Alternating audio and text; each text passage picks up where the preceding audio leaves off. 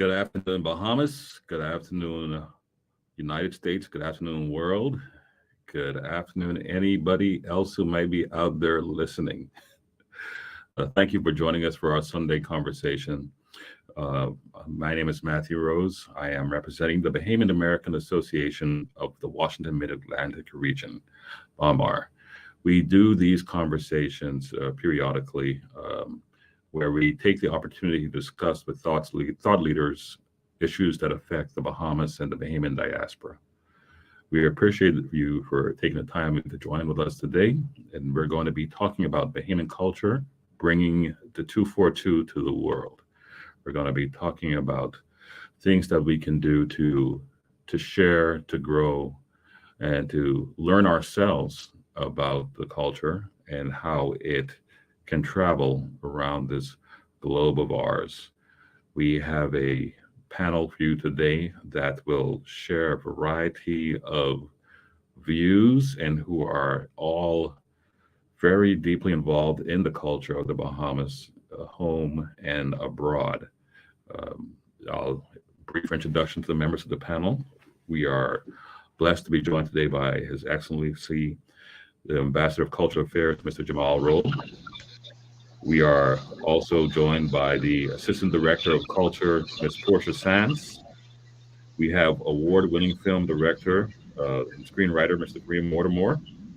And we have the founder of the Atlanta Johnson Group, Mr. Brandon LaFleur. Thank you, everybody, for joining us here today. Uh, we have a few members of the panel who are in the Bahamas, and we have a few who are other members who are in other places in the world. I know there's some rain taking place back home right now, so if you have any technical difficulties, please bear with us because we, as Bahamian people, we know how to show resiliency and deal with issues such as this, and we always make it through to the sunshine on the other side. So thank you for joining us here, everybody, with us today. I'm going to start off with a brief question to each of you, which I think will touch on your own personal experience to get this conversation going. When did each of you, as an individual, we'll start with you, Ambassador Roll, when did you first become aware of Bahamian culture? What was your introduction? My introduction to Bahamian culture. Good afternoon, Bahamas and listeners around the world. My introduction to Bahamian culture came during grade school. When I was in primary school, was always intrigued by watching the girls do ring play.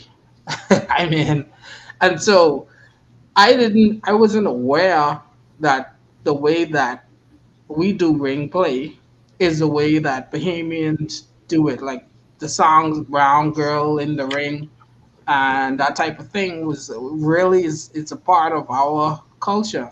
I don't know if the kids today still do ring play, but the way how um, ring play as a child, we would create our own scooters.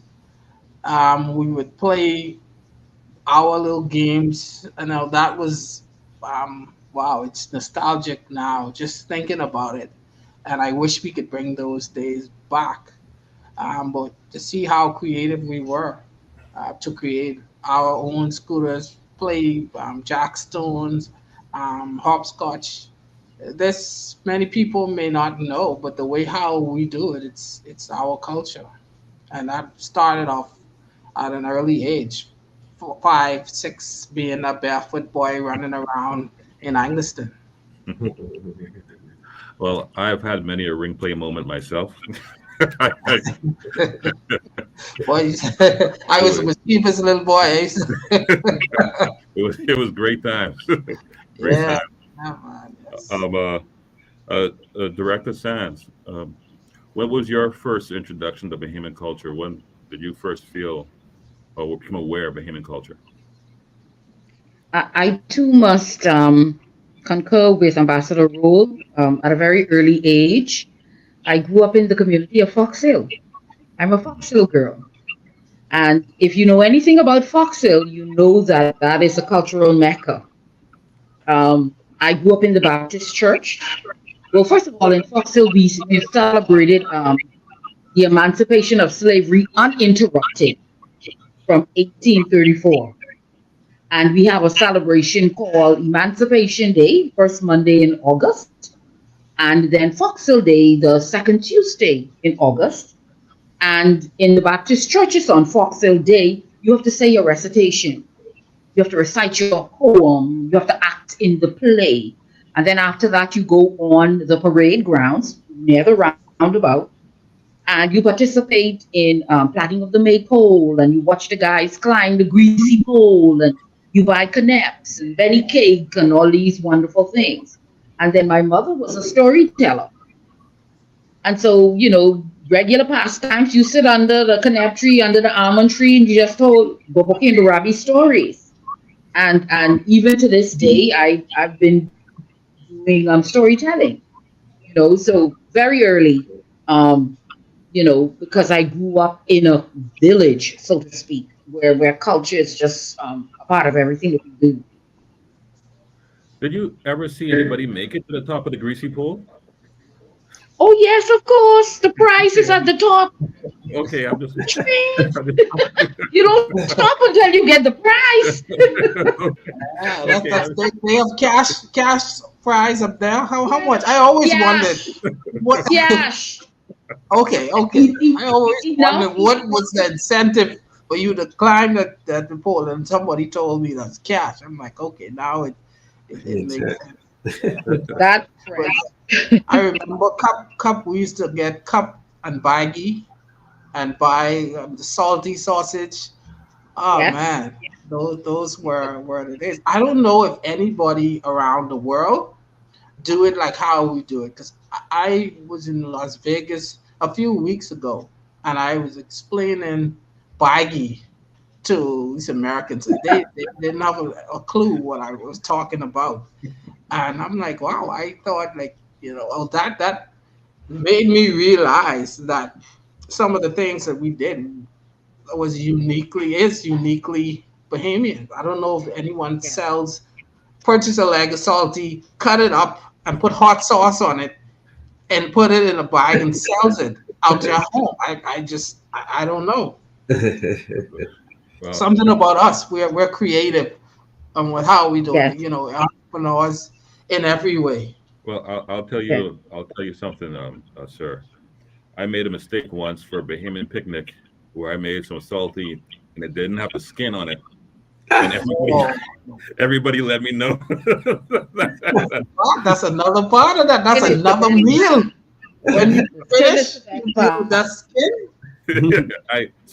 I apologize. I made a mistake, but I was doing the best I could with what I had where I was. Um, Mr. LaFleur, Brandon, when were you your introduction to Bahamian culture? So, um, I like to take everything back to Junkanoo. I would say, and I always bring up the story of me finally taking part of Junkanoo not until after I'd gone to college.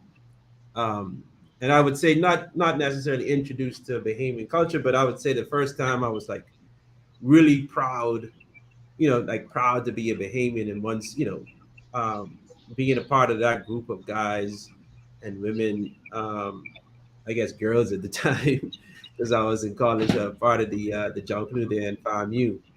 Um, so I would say there in college. But I do want to say, like, today was actually make me think about it. Um, my mother is a, a real churchgoer, as many Bahamians are, and today is Patrona Festival Sunday for the Anglican churches, and this would be the day that we would go and we would march from Cathedral. So I think the rain kind of messed it up today. So my mother reminded me, say, "Hey, you coming back so we can go to Patrona Festival?" So, but I mean, even that I would think is unique to our culture. I don't know it for sure, but it was definitely a big part of my upbringing. But like I said, I like to talk about my introduction to not to John Canoe, but just participating in it for the first time in college.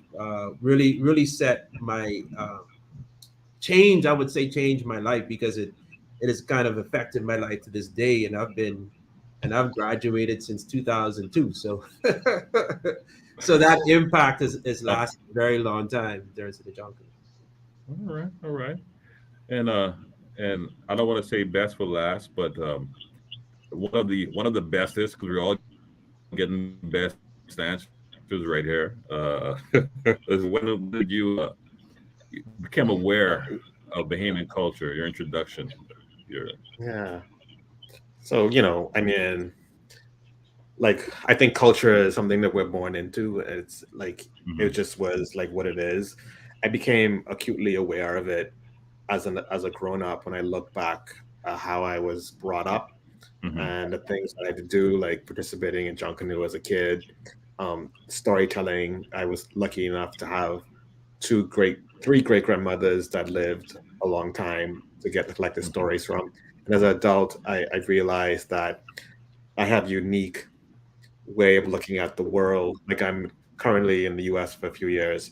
I have a unique way of looking at things that is based on my culture. And the culture is the way that we live based on historical things and who we are as a people, the generosity, um, just the way of storytelling, the way of liking to tell stories, the way of laughing and community. Uh, those are the aspects of culture that I that have always been there. Now I've just like have a consciousness about it as I move through the world. yeah, and that is something we move through the world. We take it with us. So many Bahamians, like you mentioned, the humor. We are a very creative and funny people as well, and a great storytellers. And I didn't mean to interject myself, but I want to share too. So you mentioned John Canoe. I was exposed to John Canoe at a young age, but I think one of my earliest memories of Bahamian culture wasn't even in the Bahamas. I was visiting in South Florida when they had the Goombay Festival, and my Mm. aunt took me to the Goombay Festival in South Florida. I must have been 3 or 4 years old, but I remember the costumes and the drums and the people who were there. So, as a member of the diaspora now, and we're talking about how the culture spreads to the world, it just as we move, it's something that travels with us, that we carry with us. And the creatives, we're very thankful for those creatives who do that. And speaking of creatives, do we have an idea? I guess this is a question that Besser, Ms. Sands and Ambassador Role, of the the size of the creative sector and the composition when it comes to film, music, literature. Like where are we biggest? Where do we want to see growth? Um, what subsectors we want to see grow? Maybe Ms. Sands, you could Uh, take. yeah, certainly. The Bahamian creative reach is massive. I don't think we have um, any idea at this point how great it is. Every day, we are discovering Bahamians in other parts of the world engaging in creative endeavors. What we have introduced is the National Cultural Registry. Um, and the National Cultural Registry seeks to capture those cultural practitioners, Bahamian cultural practitioners, who they are, where they are, and what they're doing, as well as on what scale they're doing it. And that link for the National Cultural Registry is on our Facebook page, the Division of Cultural Affairs Bahamas. And once we find there's a Bahamian somewhere doing any cultural endeavor, we encourage them to sign up with the registry. Because, like I said, they are all over the world, and every day we're finding more and more. So, those of you who are out there, please go to the website, sign up. If you're watching this live or you come across the video at a later point in date, I'm hoping that registry is going to be there for a long time. We're not, it's not a 1 week deadline, right? No, it's ongoing. It's ongoing. It's ongoing. It's always there. And what we've sought to do, um, starting last year, was something Hmm. called cultural dialogues, very similar to what we're doing today, where Hmm. we engage cultural practitioners from different sectors. We had a film Hmm. dialogue, we had a literary dialogue, we had a culinary dialogue.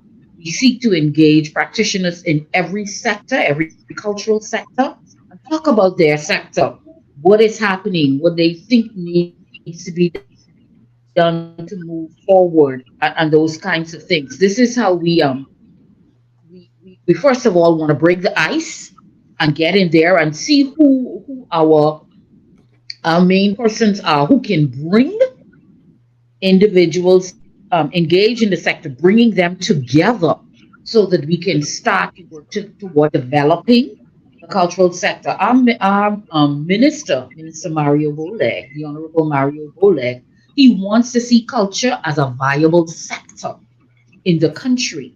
And so, in order to do that, we have to reach out to the practitioners because they are the ones who are driving the industry. We're here to facilitate, but they drive the industry. And so, we're looking to them to say to us, this is how we can move forward. And so, that's what we're seeking to do. Okay. All right. Um, Kareem, listen more and more.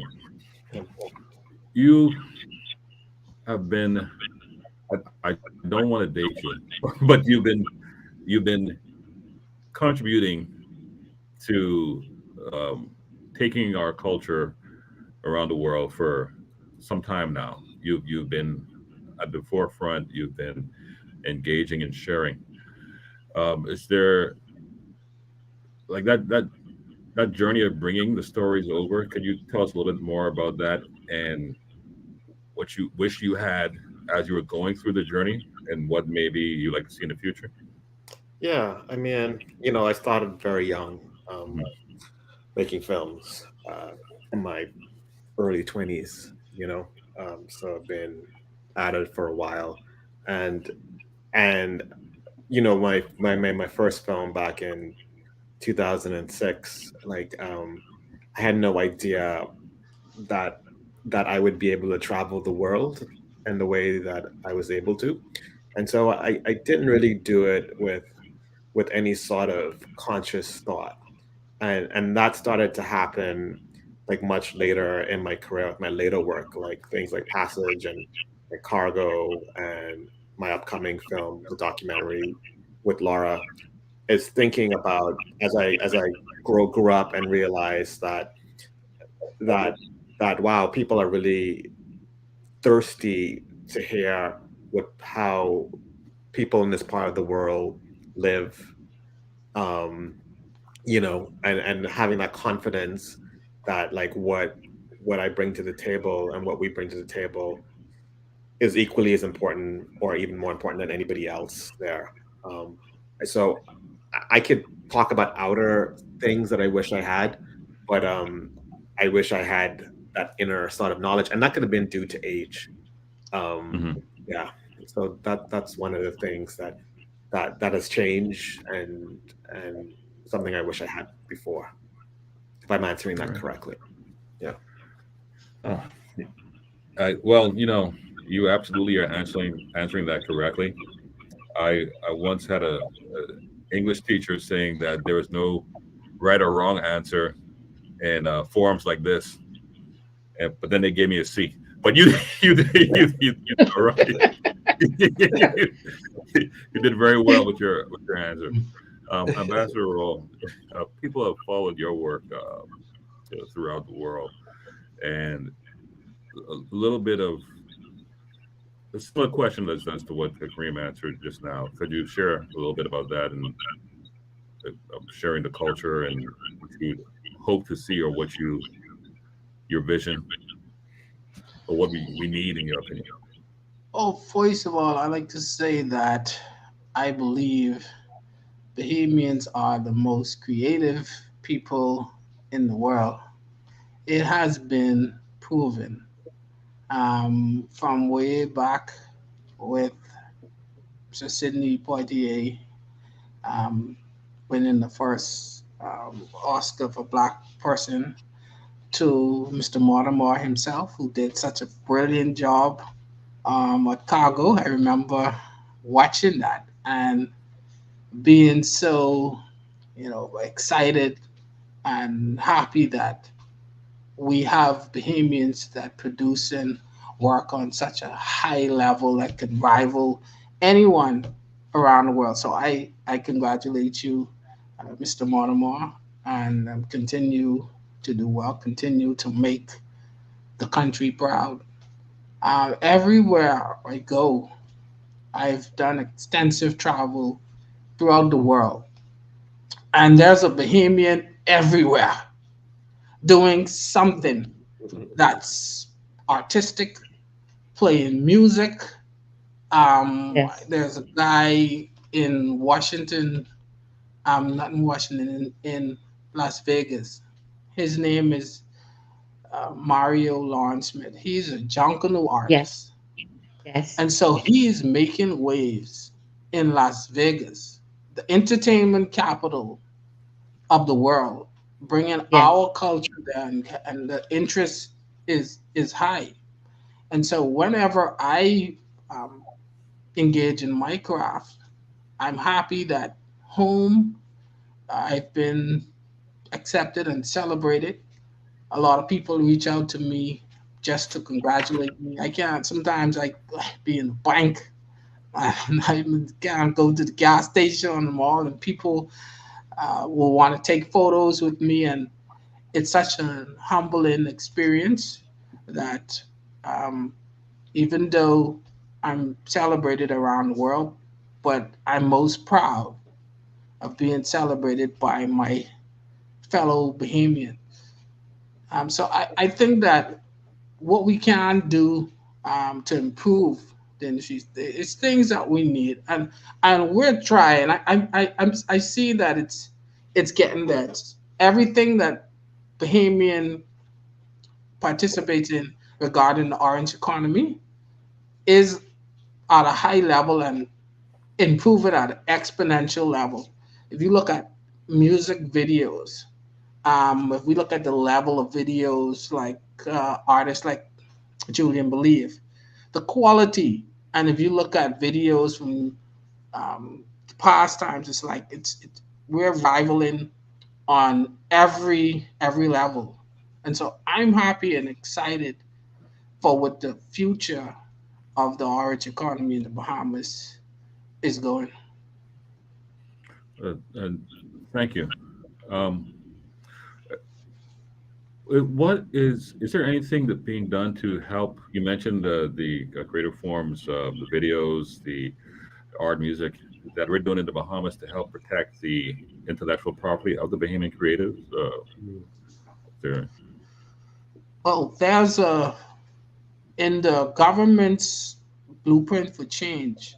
hmm Um, they mentioned that hmm the intellectual property, because that's a big part of the orange economy, hmm and I'm happy that we're headed towards that because often I see references to the Bahamas and I see artings. Let me speak, in colloquial terms, and artings all over the place. hmm Currently, there's groups like Junkanoo Commandos.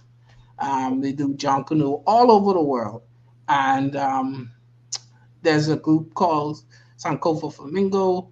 What we're trying to do is work on making sure that Junkanoo um, intangible heritage is ours, through organizations like UNESCO. And so we're working towards that, towards creating that thing that people know what is ours. And I think that Bahamian creatives need to create within a mindset that we're not just here in the Bahamas, but through the internet, etc., digital, we have the world. You're not just an artist of the Bahamas; you're an artist of the world. And I think one of the things that helped me to get to another level was to create and to build a business acumen. And so people don't see you as a starving artist, but they see you as a business person that just happens to do art. Mhm. Okay. I just want to add a little bit more to what Ambassador Role has shared. Um, the Bahamas has made application to UNESCO for Junkanoo to be inscribed as a Bahamian intangible cultural heritage asset. And by Yes, the grace of God, that will be achieved sometime this year. We're looking forward that's to that. gorgeous. And Um, that's a proud moment. yes. In addition to that, we're trying. I think education and information is key for our cultural practitioners, and so we have partnered with economic affairs, and we've put on along with I think it's CARICOM a program called the Business of Music. And what it did was it taught individuals how to monetize their product with residual income. It's not only about that one performance and that one fee, but making the residual income. And I think IP is a big part of that. And Mhm. coming later this month also, we're going to be partnering with UNESCO and their Transcultura program, and they're going to be talking about IP.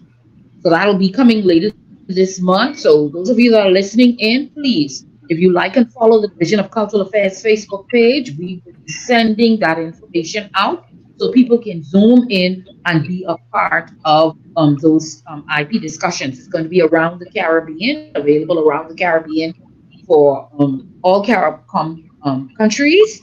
And I think the information is going to be life changing. All right. All right. So you guys, you got the word here. You've been told where to follow. Well, please do. That's why we're sharing this information with you. We're we're all a part of the same tree, and we want this tree to grow. And speaking of Yes. growing, uh, Brandon, you're you founded Junkanoo Group in Atlanta, Atlanta Junkanoo Group. I know that you performed for, if you add it up over the years, hundreds of thousands of people.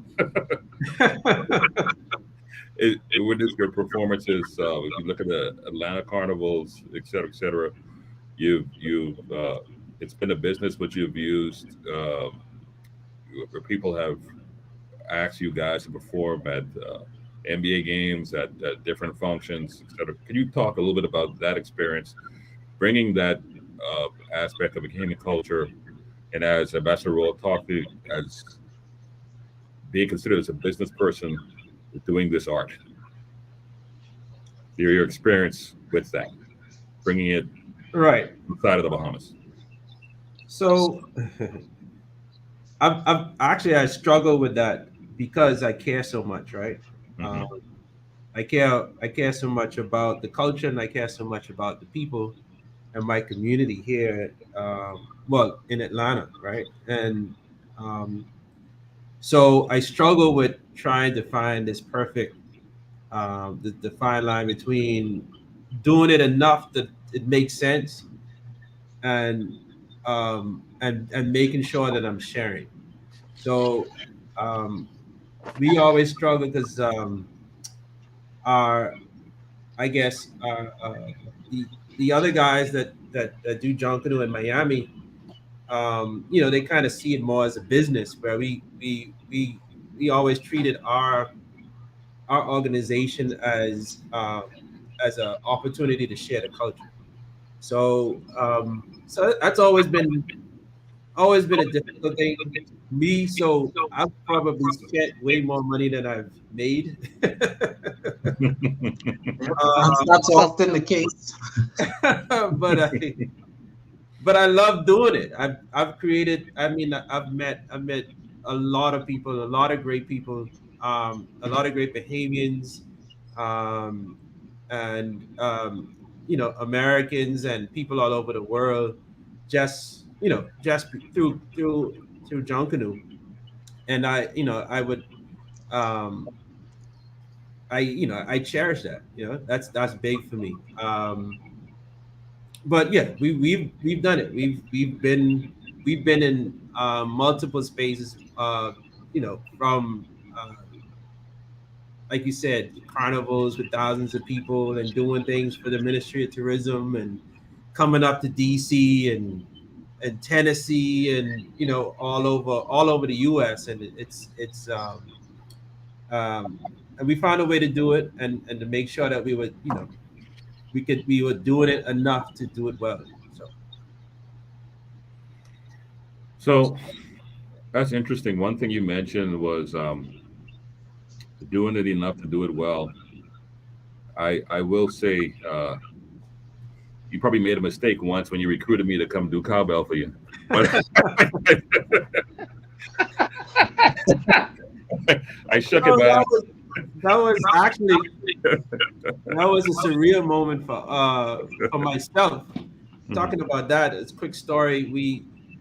We had just started. I think we were in year one. We just completed year one of Atlanta Junkanoo, and we were invited to do Atlanta Carnival for the first time. And I had only, because somebody asked me, I wasn't going to do it, but somebody asked me, said, "All right, I could." They told me I just needed 25 people. If you got 25 people, you can have your own band. I was like, "All right, I'll see if I could do 25." And we ended up having 115, and I was just trying to do 25. And and one of my and I had my old friend Matthew to come up and join me to do that, and no, that was really a great day. I mean, I was almost I just couldn't believe it. Like all of the Bahamians we had out, and we had Junkanoo and like real Junkanoo. It was a surreal day that day. It was a hot day that day, but it It was was a hot day that day too. surreal. But I've known Matthew since I've known myself. It's been a long time. So it was good to have a brother there. Just. And that is one thing I've observed is the sense of community, and I think you find that across the different art forms and aspects of culture. Because in that one example you gave there really were people from all over the world, the whole diaspora. And Kareem, I've seen the diaspora supporting your films. I've seen them involved with anything. So that brings me to a question for the members of the panel: what more can we do? Like, how can the diaspora out there uh, how could they be of more assistance? Maybe examples of how they have been of assistance as well, because we're always. I think people really want to help because especially as we look back on this 50th anniversary of our nation, the homecoming of sorts, because the home has always been the hardest. What more can the diaspora do? I think what we need is accessibility to host international events. And so if the diaspora could make provisions and make it easier for us to host events. One of the plight that creators and Junkanoo's face while traveling is getting their costumes through customs and through getting it over there and back here. So that has been a challenge, and for artists as well. Taking their paintings abroad and then it's a problem bringing it back. Often artists are asked to pay customs on their own artwork that they took away to try to sell. So I'm sure that that's something that it's being rectified because it has been brought up. And so, from a diasporic perspective, accessibility for major Bahamian events in other countries is a way that you could help our culture to thrive. Can I add to that, Matt? Yes. Oh, Please do. Please do. um, for me, I think like I was actually having a conversation with my cousin yesterday, and he's a musical artist, and I was trying, and I was asking him, like, why are we not, why do we have all of this talent and the talent isn't taking it to the next level? I was like, is it money? You know, what is it? Why are we not getting from one level to the next when it looks as if we have everything to, like everything is available to us, particularly on the, digitally on the internet. And he was saying we just need to be pushed. And because I was thinking, we were talking about how like somebody like Julian Believe has these big songs and still only has like 30,000 views for for music, for some music that's been out like a couple of years. And I mean, those are like great songs, right? Um, so I'm thinking, like, can we do something as a diaspora? Can we say, hey, we want um like almost like be intentional. I think we need to be intentional in how we support our Bahamian community. Like, I think we need to say, all right, if it's Julian Believe, if it's a Wendy or um graphic artist or a filmmaker, like we need to like say, like, identify these people and be like, these are the people that we're going to support. We're gonna go and we're gonna take their numbers from 30,000 followers to 90,000 or 100,000. Like, Mhm. I think we need to be intentional. Like we need to set a day. Like every Wednesday, you go listen to this artist, this artist, this artist. Like, I think we need to be intentional about like taking our creators from here to there. Yeah, I just think to that's, I just wanted to add a little bit to that. I think that's a wonderful idea because we are going to be our greatest PR. Um, that support of the diaspora is priceless. I find that the cultural exchanges have been a wonderful opportunity for us to share our culture. When there are opportunities for artisans and performers to travel and share the culture, that is some of the greatest PR that we can get. I We had a team, I think it was the Bahamas Youth Choir, Bahamas National Youth Choir last year had opportunity to participate in a cultural exchange at Carnegie Hall, and that was a beautiful opportunity. So these kinds of exchanges, are just a beautiful way to let the world see and experience Bahamian culture. Uh, exactly. I was just oh, going to go piggyback ahead, off Kareem. Brandon's thing. Yeah, that support is really, really, really, really necessary from the diaspora, in particular at parts. Because the diaspora has also, like, you also have people in your network that you can talk to, right? It's be like, check out this song by this person, like in your office, and that spreads Yes, to another person, and the music, you know. And I think that support and is share. really crucial. And just to plug my own thing for a second, I have a show that's coming out this summer, and it's not going to be available we don't have a home in the Bahamas for it yet, but it's a Bahamian show, and it's going to be available everywhere else to see it. And so it's going to need, and I would like to have a second season, so I would need every Bahamian person living abroad to go to this platform and watch the show, and spread it to all their friends, and so that we can get a second season, so we can come back home and, like, employ all these other artists that helped out in the first season, and I think that's I think you're something in there, Brandon, would get in the community to rally around any project that comes your way, but also rallying around it and passing on to the people in your network that may not necessarily be Bahamian. Yeah, so I think we're just relying on things kind of happening organically, and I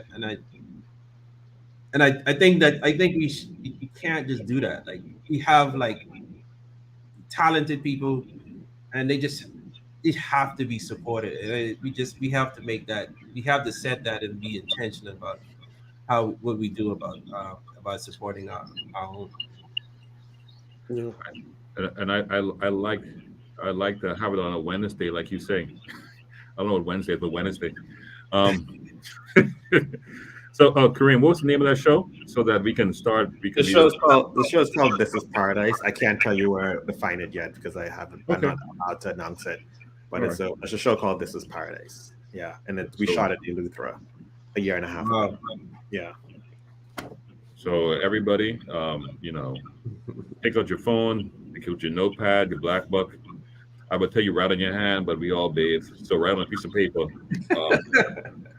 This is Paradise, so we could come back and watch it, and then we could support. Yes. Mrs. Sands, could you give the website again for the registry, please? It's on our Facebook page, the Division of Cultural Affairs Bahamas. And so the homepage, once you go to the homepage, you will see the link there for the Bahamas National Cultural Registry. Okay. All right. We make sure that we got that. And you said that in the ministry, they're working on the mechanisms to assist with the exports of the cultural products that we make. Yes, that is correct. Like I said, coming later this month will be a 2-day course, or a 2-day symposium. It'll be virtual. A partnership between our ministry, UNESCO, and a project that UNESCO is running called Transcultura, bringing tourism and culture together. And that will be online, and they will be talking about IP and how to monetize and export cultural goods and services. And we've spoken about the export of the culture. Thank you very much for that information, and make sure that everybody out there listening, make sure to check out that event that's upcoming. We talk about the exporting of our products, of our culture. We mentioned how we can help over here as diaspora, but in terms of helping those who are still in the Bahamas, what can we do as well? The ones who are there in the Bahamas. In many cases, funding, most creative will tell you funding is the problem in most cases.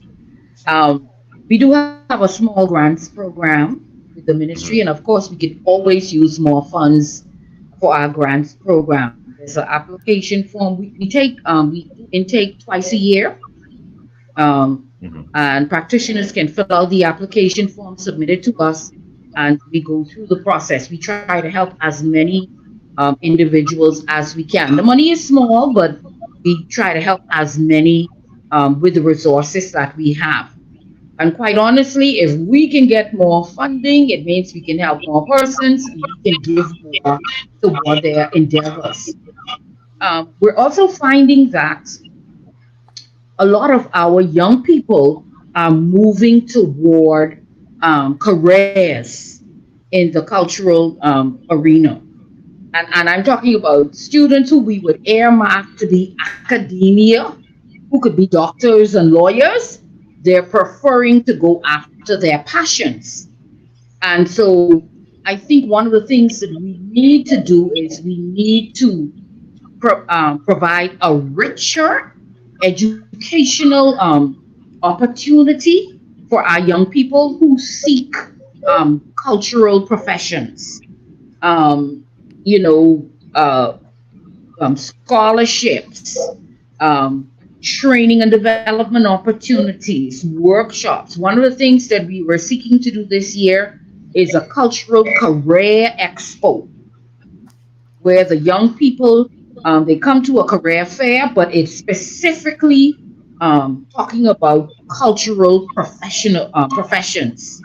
Um, and those individuals in the diaspora, please reach out to us because we want them to see the successes that are out there. There's a young man, you may be aware, Jason Elwood Hanna.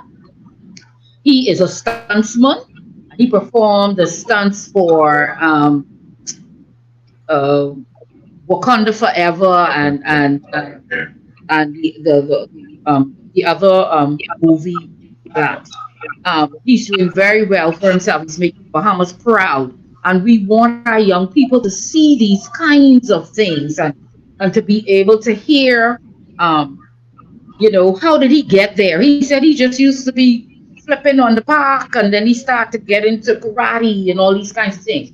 So there's so much that can be done just by developing our young people and getting funding and opportunities for them and for the persons here on the ground.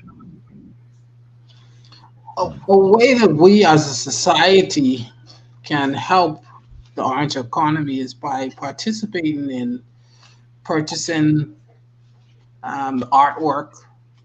I Yes. know when I was a starving artist, I really was a starving artist.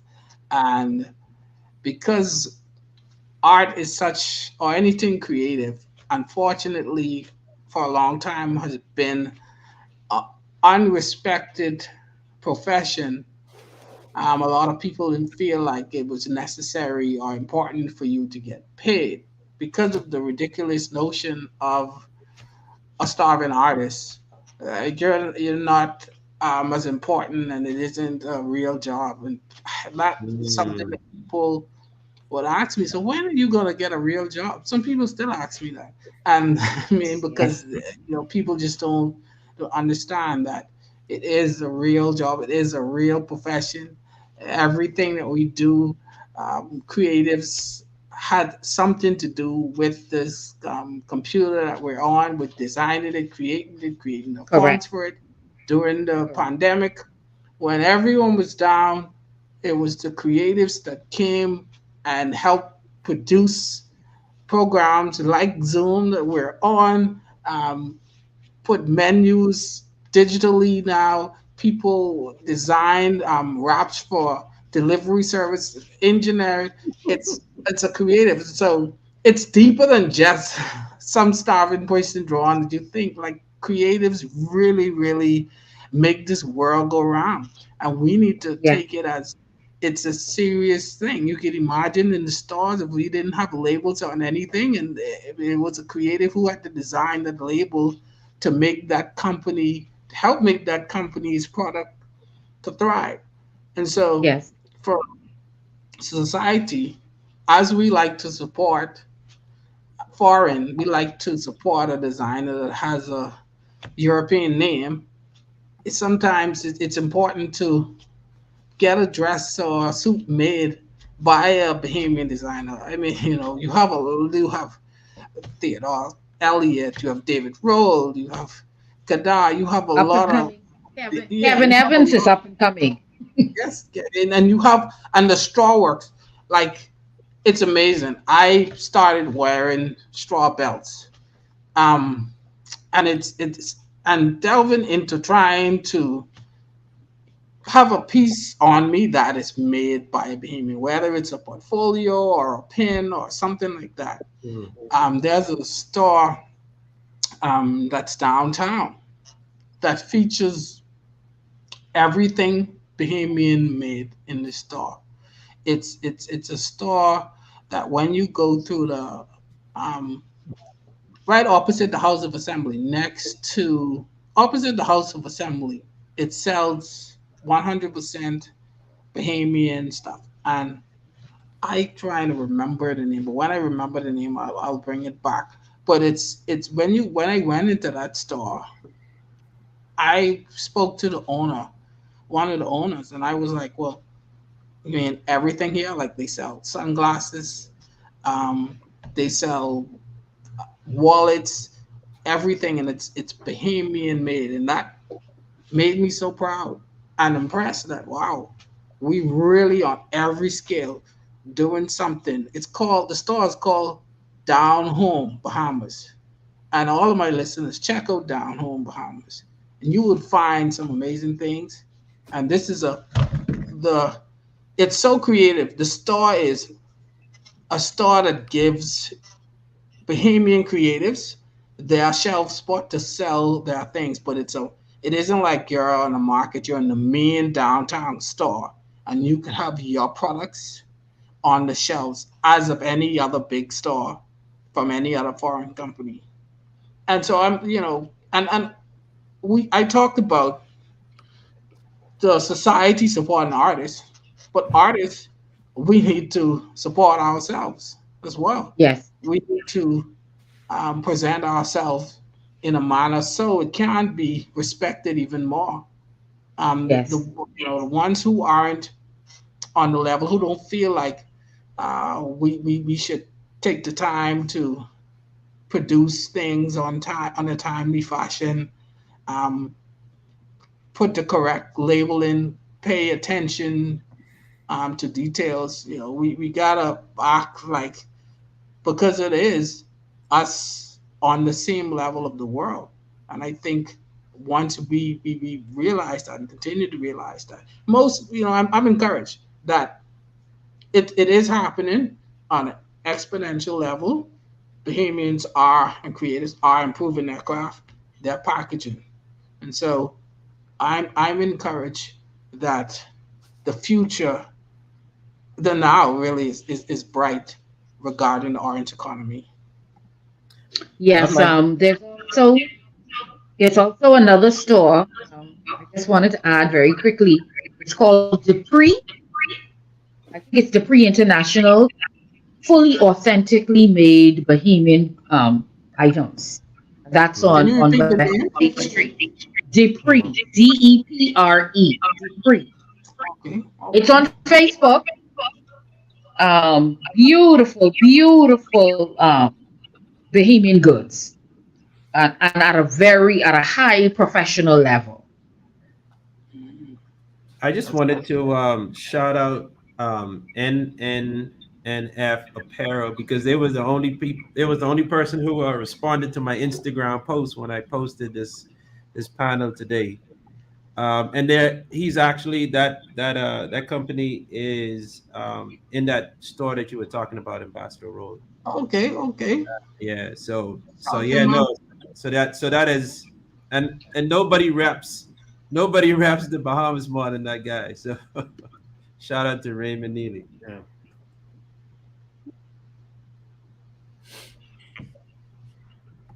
You know, what is notable for us Yes, to mention? and he makes. I have some of his pieces actually. Oh, Oh oh, yes. we back, we back. What one of the things notable, what we should mention is the culinary industry. Yes, yes, I yes, just recently, um, I've seen Bahamian chefs doing some big things, and I just yes, want to congratulate all the chefs who taken our cuisine to the world. yes, indeed. Absolutely, Um, absolutely. I've had opportunity to meet Bahamians living and working in Dubai.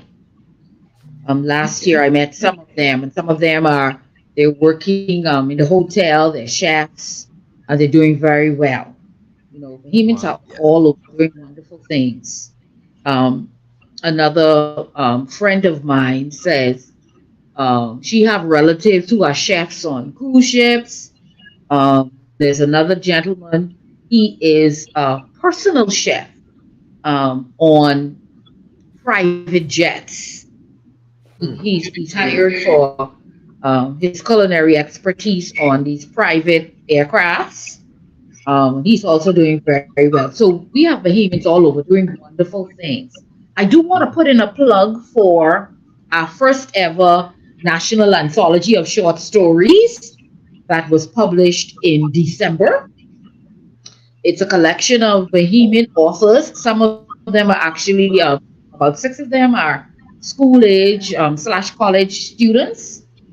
We had about 90 some submissions, and we selected 38 of them. We compiled them in the National Anthology of Short Stories. That is available at the National Art Gallery. We're seeking to have it online so that the Bahamian diaspora can have access to it.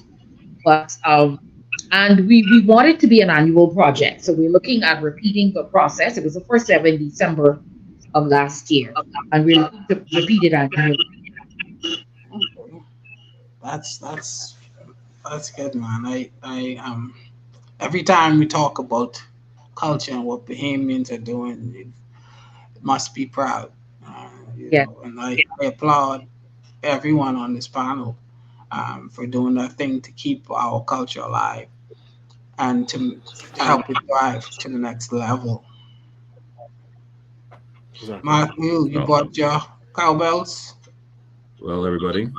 Hey, Mark, you having tough uh, technical difficulties. yeah. Well,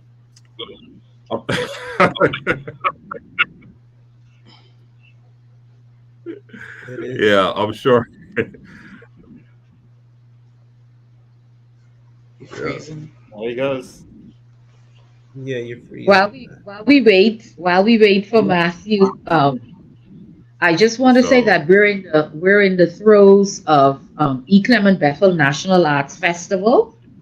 We have adjudicators that go to every island, and they judge school age students as well as community individuals in every art form: dance, music, drama, instrumental. We've just added film, every aspect of the performing arts is a part of National Arts Festival, and we live stream. We've been live streaming it on the Division of Cultural Affairs Facebook page, and I'm proud to say that at least one of them has been shared by the consulate office in Miami. I think they were watching when they were in was it Exuma? I think when they were in Exuma, the consulate office of Miami saw it on Facebook and they shared it to their Facebook page, and persons were able to see it and comment. So please, every day this week, we will be on Facebook Live sharing the competition for the National Clement Bethel National Arts Festival. So we see what our young people are doing, we see what our community performers are doing. Yeah. And while we're talking about young people, I just want to say, don't accept the status quo that says you can't survive or it isn't a real job in the creative industry. Just Yeah. use this panel as an example. These are exemplars of what can happen when you follow your dreams, you be resilient, you practice and do it at the highest level. And that's just a word I want to say. I sat in the seats where we came from the inner city communities. I came from Angleston. I used to draw in the dirt, and I made it to drawing for the newspaper. And now I'm ambassador at large for cultural affairs. So use my story to say that anything is possible. Good evening, everyone. Matthew is having technical difficulties, so I got pulled up from the background to help close this out. Just want to thank you all so much for joining us this evening for this conversation. And Thank you especially for rolling with the technical difficulties. And the last question for this evening is, which drunken group is your favorite? You're trying to Um, start a war. the Yeah. setup. So, all I can say is dun dun dun dun dun dun. Or what aspect of our culture is your favorite? If you Okay. want, if you have to remain neutral, we completely Yes. understand. Dun dun dun dun dun dun. Kareem, would you like to go first? Yeah, I'm not gonna tell you my favorite drunk in a group. I come from a two group Start a family, war. so I'm not getting in the middle of that. Um, so my favorite aspect of culture is the way that we tell stories. I think stories are incredibly vital in knowing who we are and where we're going, and finding out the root of where everything we came from is from, and it's how our culture lives on forever.